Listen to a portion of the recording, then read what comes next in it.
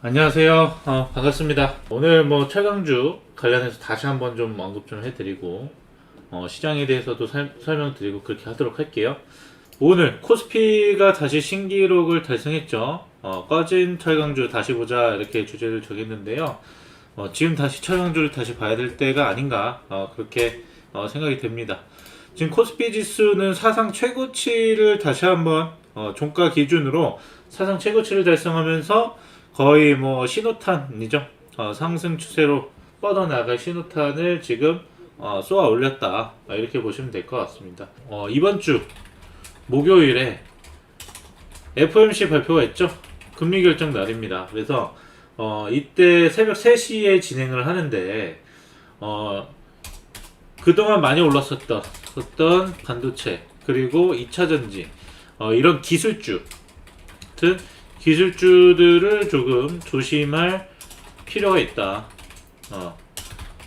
있다라고 먼저 말씀드립니다. 그래서 우리가 업종을 어떤 업종을 살펴봐야 되느냐, 바로 철강 업종인 거죠. 네, 그래서 이런 시장에서 지금 최고점 갱신하면서 다시 한번 상승 추세를 탈 수 있는 이 시점인데 여기서 또 2차 전지 관련주 아무거나 또 잡는다고 좋은 건 아니겠죠?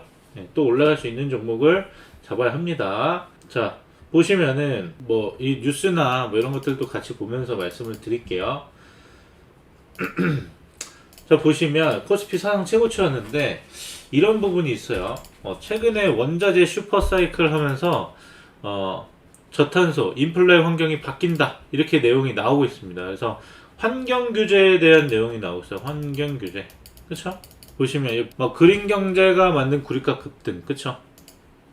급등 1년 새 70% 이상 치솟고 시혜력계 규제로 유가 40달러 시대는 끝났다. 국제유가 오펙 플러스가 좌지우지. 중국 정부 탄소 줄이기로 한국 건설업계 철근난. 이것 때문에 철근 관련 회사들이 많이 주가가 상승하기도 했죠. 뭐야 결국엔 철강. 기후변화에 대한 원자재 급등, 글로벌 인플레 우려 커져. 이게 무슨 얘기냐면은 환경 규제, 그쵸? 그러면서 설비 투자 및 생산을 마음대로 못합니다. 이걸 꼭 지켜야 되기 때문에, 안 그러면 법 위반이잖아요. 그래서 설비 투자로 생산을 마음대로 못합니다. 근데 최근에 뭐예요? 미국 같은 경우, 우리나라도 마찬가지. 돈을 뿌렸죠. 그래서 인플레이션이 발생했습니다. 그쵸? 근데 이거를 돈을 뿌렸는데 이거 다시 안 줄 수 있어요? 계속 줘야지. 미국 같은 경우는 나라에서도 주고 연방에서도 주고 주에서도 줍니다. 그쵸? 이중으로 받을 수가 있어요. 그렇기 때문에 그 정도 합하면은 300만 원이라고 해요. 우리나라로 치면은 국가에서 주는 게 있고 경기도 서울시 이렇게 주는 게 있는 거죠. 합하면 300만 원이라고 합니다. 그렇다 보니까 인력난이 생김. 왜냐? 취업하면 400만 원 주는데 안 하면은 나라에 300만 원 나와. 그러니까 인력난이 생기죠. 왜냐? 회사 안 가서 난 비트코인 매매하고 주식 매매하면 되니까. 그러다 보니까 인력난이 생기니까 뭐예요? 모두 상승해요. 인건비도 상승하죠. 이런 이제 악순환이 지금 일어나고 있는데 이 미국 같은 경우도 이 300만 원 계속 줬는데 이걸 어떻게 안 줘요, 그쵸? 계속 줄 수밖에 없거든요. 언제까지? 코로나가 지속되는 한 줄 수밖에 없다. 그러다 보니까 어떻게 돼요? 아무래도 인플레이션이 지속되죠? 그러다 보면 다시 원자재 급등, 원자재 상승 요렇게 되는 겁니다. 그러니까 악순환이 지속되고 있는 거예요. 경기가 개선돼서 좋긴 하는데 가격이 이제 계속 올라가면서 악순환이 이제 지속되고 있는 거죠. 근데 인플레이션은 우리 주식쟁이들한테는 긍정적입니다. 네. 왜냐면 가격이 상승하다 보니까 주가가 그만큼 맞춰지게 되어 있거든요. 네. 주가가 이제 그 인플레이션이 버블이 꺼지면은 주가가 다시 하락하는 것이지 인플레이션은 이제 가격 상승은 타야 된다. 가격 상승을 하니까 당연히 주가도 올라가는 것이다. 이렇게 보시면 될 것 같아요. 그래서 지금 이런 상황이다. 그래서 머스크도 논란, 뭐 원자재 값 상승. 그래서 기후변화 대응을 했는데 코로나가 터지면서 유동성 정책으로 기후변화에 대응했는데 원자재들이 급등하고 있다. 원유 같은 건 뭐예요? 원유가 코로나 터지고 굉장히 많이 떨어졌었잖아요. 원유가 굉장히 떨어졌어요. 왜냐? 전기차 나왔고, 전기차 이전에도 있긴 있었습니다. 근데 환경정책 때문에 전기차가 많이 팔렸어요. 그리고 뭐 비행기도 움직이지 않고 그러다 보니까 뭐 경제 자체가 그때 멈췄었죠. 배도 안 움직이고 다 막았었잖아요. 여기저기 못 다니게. 그러면서 원유가 뭐 20%뭐 떨어지고 뭐 그랬었는데 지금은 그걸 회복을 넘어서 가지고 지금 최고치를 갱신하고 있어요. $70 넘어섰죠. 보시면 요때 이만큼 떨어졌었는데요. 원유가 이만큼 떨어졌었는데 이 코로나 최저점 찍고 나서 이후에는 계속해서 올라가고 있습니다. 최고치를 갱신하고 있어요. 이것도 환경 규제에 따른 그런 부분들이죠. 왜냐? 원유를 생산해야 되는데 생산 규제 때문에 이거 아니고 생산 규제 때문에 생산이 줍니다. 근데 지금 어때요? 원유 수요가 많아지고 있죠? 아시다시피 경기가 살아나고 있고 그리고 뭐 배도 많이 왔다 갔다 하고 항공도 그렇고 그러다 보니까 유가가 계속 올라갑니다. 지금 이런 상황이란 말입니다. 환경 규제 때문에 원자재도 많이 올라가고 있어요. 지금 특히 철강 같은 경우는 어때요? 생산을 많이 못하죠. 철강도 마찬가지로. 근데 최근에 뭐가 있어요? 최근에 철강 같은 경우는 호주와 중국 간의 정치 싸움 있죠? 중국은 호주에서 철광석 60% 이상을 수입합니다. 근데 정치 싸움 하다 보니까 뭐 호주는 또 중국에 대부분 철강석을 수출하기 때문에 둘이 거의 뭐 치킨 게임식으로 싸우고 있는데 이것 때문에 지금 더 급등을 하고 있는 것도 있어요. 아무튼 이런 상황에서 제철소들이 저탄소 정책 때문에 제한된 생산을 하고 있습니다. 여기서 경기가 살아나니까 뭐예요? 우리 신재생 한번 보죠. 신재생. 풍력타워 들어가죠. 뭐 태양광이면 태양광 패널 말고 밑에 받치는 것들이 있을 거 아니에요. 받침 뭐 이런 것들 이외 등등등. 뭐 들어가요? 철 들어갑니다. 철. 자, 해운업계 호황으로 배가 부족해서 우리나라 조선업이 화랑이라고 합니다. 그래서 뭐 엄청나게 뭐 수주를 했다는 등 그런 내용이 나오고 있죠. 근데 뭘로 만들어요? 철로 만들잖아요. 배도 철로 만듭니다. 그쵸? 미국 주택 가격도 지금 급등하고 있죠. 재택근무를 하면서 집에 많이 투자하고 있고 역대급 집값 상승으로 이어지고 있어요. 그래서 정부에서 부동산 공급 정책을 펼치고 있어요. 건설 경기가 살아나고 있어요. 뭐 들어가요? 철 들어가요. 그리고 SOC 투자를 한다고 합니다. 기반시설, 산업기반시설에 투자를 하는데 뭐 터널도 뚫기도 하고 다리도 놓기도 하고 뭐 여기저기 항만도 좀 늘리기도 하고 수출 무역이 잘 되니까 바닥도 뚫고 뭐 이리저리 공사를 합니다. 뭐 들어가요? 철 들어가잖아요. 그렇죠? 기본적으로 철근이 많이 들어가죠. 그러면서 이 전방산업의 호황으로 후방산업인 철강 업체들이 지금 철강 업체들의 주목을 해야 하는 상황이라고 봅니다. 지금 보시면 철강 쪽 자체를 보시면은 제가 이전에 말씀드렸던 곳이 어디냐면 이때거든요. 3월 26일에 처음 이제 철강주에 대해서 제2의 HMM이라고 이제 말씀을 드렸던 건데 지금 3월 26일 거의 뭐 4월 말이죠. 3월 26일이면 한 이 정도인 것 같아요. 근데 지금 이때서부터 보시면 많이 올라갔다가 충분한 조정을 받았어요. 고점 대비해서 절반 정도 반토막이 났습니다. 저는 이 시점에서 상승 1파라고 봐요.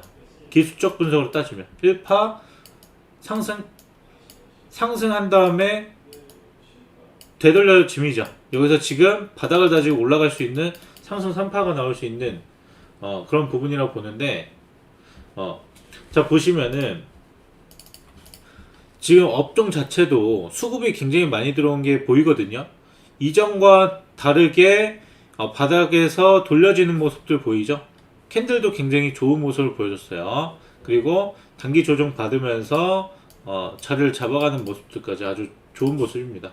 그래서 고점 대비해서 충분히 조정을 받았기 때문에 다시 한번 매수할 수 있는 기회가 오지 않았나, 저는 이렇게 지금 보고 있습니다. 그래서 철강주들을 관심을 가지면 되는데, 자 전방산업이 화랑이라고 했어요. 건설, 조선, 자동차도 있죠. 얼마 전에 자동차 강판 가격도 톤당 이제 5만 원인가요? 그렇게 해서 이제 올라갔죠. 그래서 뭐 건설, 조선, 자동차, 신재생, SOC 할 거 없이 계속해서 가격 인상. 이번 분기에는 뭐예요? 철강 가격, 그 자동차 가격, 자동차 철강 가격을 상승했고, 이 후반기에는 지금 협상하고 있는 건 뭐예요? 조선업이랑 협상을 보고 있죠. 철강 가격 인상. 그래서 어떤 얘기도 나오냐면은, 자 대한민국은 기업규제공화국, 원자재값 뛰고 인력난 심화. 근데 이게 사실은 전 세계적으로 지금 나오고 있는 상황입니다. 중소기업 피말리는 주 52시간제, 기본 시급도 올라가고, 사람들이 일하는 시간은 줄고, 그리고 원자재 값은 뛰고, 중소기업은 이제 뭐 사실 힘들 수밖에 없는 상황이죠. 그래서 지금 요런 규제들 때문에 이런 지금 상황에 놓여져 있습니다. 근데 이게 지금 환경정책이나 이런 것들이 우리나라만 지금 하는 건 아니기 때문에 정책적으로 이거를 바로 바꾸기는 쉽지는 않을 거예요. 철강 가격은 전 세계적으로 일단 수요가 넘쳐나고 있기 때문에 계속해서 올라갈 수밖에 없는 상황입니다. 지표를 보여드릴게요. 21년도, 이번 연도죠. 그래서 국내 아파트 분양과 철근 수요를 비교를 해보면은, 아파트 같은 경우는 2018년 저점을 찍고 나서 계속해서 올라가고 있는 수준입니다. 그리고 철근 수요도 지금 이때는 재고가 소모됐던 것이고, 이 재고가 지금 없는 상황인 거죠. 지금 2011년 들어서서. 그렇기 때문에 2019년 이후 아파트 분양은 증가하고 있는데, 재고가 지금 부족하다 보니까 지금 21년도 이번 연도부터는 철근 수요도 굉장히 많이 늘어나고 있고, 이에 따른 가격도 증가할 수 있다, 이렇게 볼 수가 있겠죠.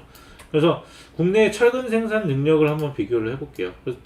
봤더니 요렇게 나눠져 있습니다. 그래서 뭐 현대제철이 당연히 1등이고, 그 다음 뭐 대한제강, 한국제강, 한국특수연강 뭐 이렇게 있는데, 동국제강, 뭐 한국철강, YK 스틸 뭐 이렇게 있네요. 그래서 한국특수연강은 뭐 신규 증설을 했다고 하고 뭐 이런데, 2022년부터 이제 뭐 반영이 되나 봐요. 어쨌든 최근 생산 능력은 뭐 이렇게 되고 있고, 지금 뭐 환경 규제 때문에 수요는 늘고 있는데, 어때요?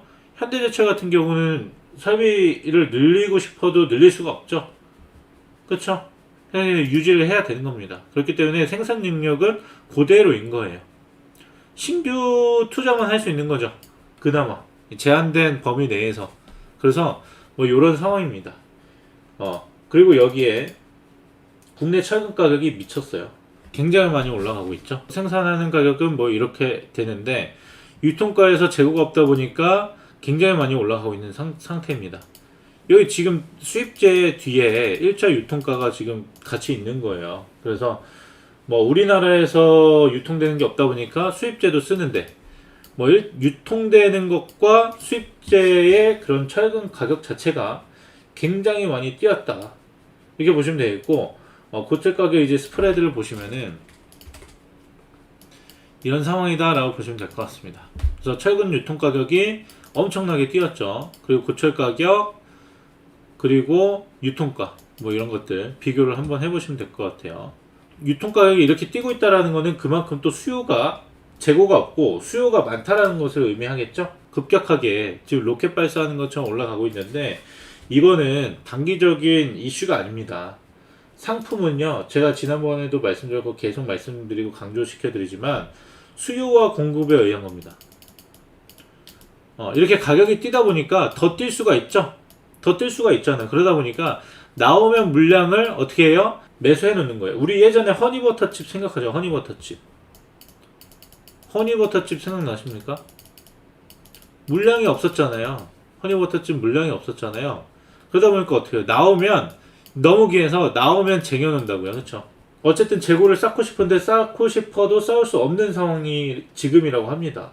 근데 우리나라만 그러고 있으면 문제가 더 심각할 텐데 세계적으로 지금 진행되고 있습니다.